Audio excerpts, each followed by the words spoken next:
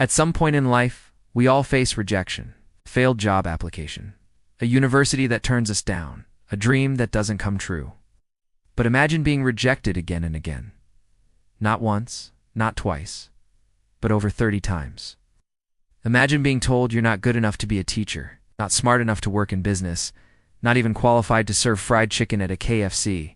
For most people, that kind of rejection crushes the spirit. But for one man, those failures became fuel.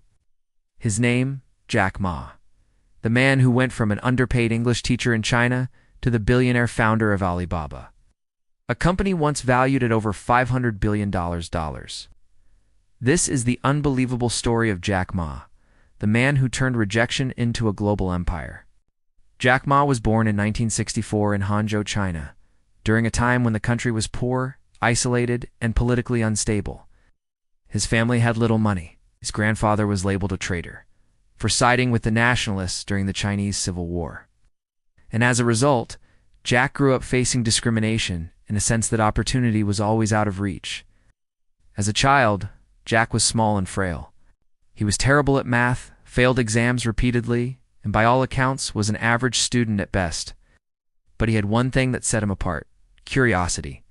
In the late 1970s, China began opening up to the world.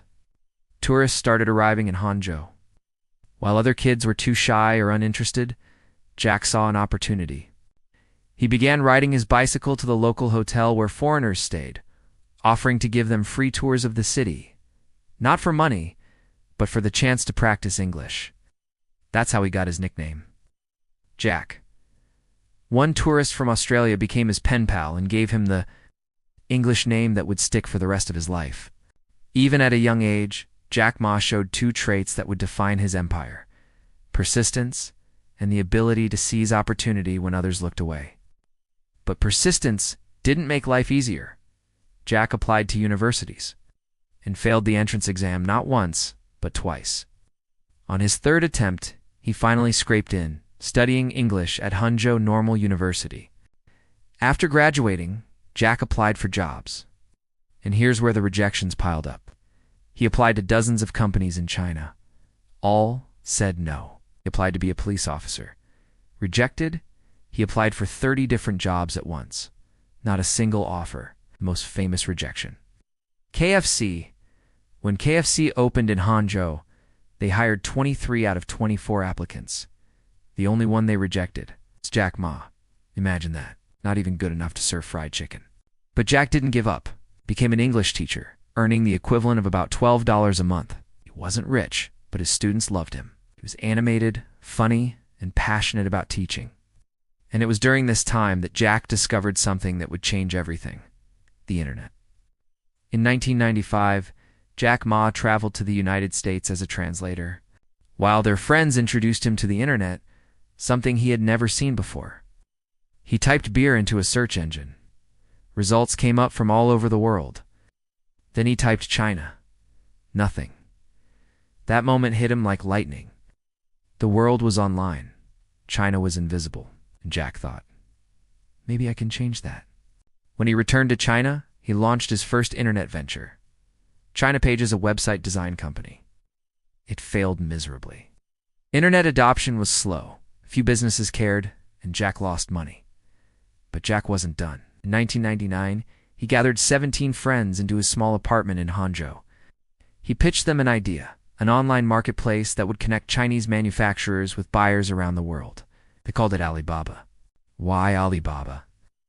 Jack explained that just like Open Sesame opened the Cave of Treasures in the Arabian Nights, his platform would open opportunities for small businesses. At first, no one believed in Alibaba. Chinese banks refused to give him loans.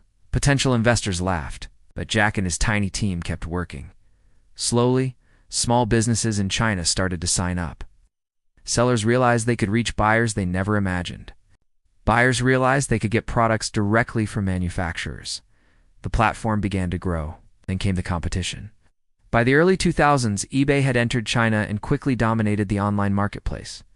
Most people thought Alibaba would be crushed, but Jack saw eBay's weakness. It was too focused on profit while ignoring the needs of small Chinese businesses. Jack slashed fees, improved customer service, and introduced Alipay, an online payment system that allowed buyers to hold money in escrow until goods were delivered. Western analysts said it would never work. Chinese consumers said it was genius.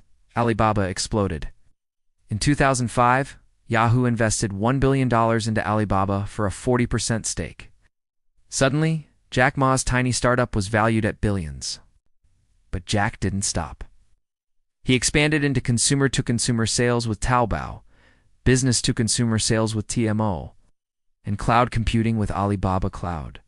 He built an entire ecosystem, modeled not on a single business, but on an empire of interconnected platforms.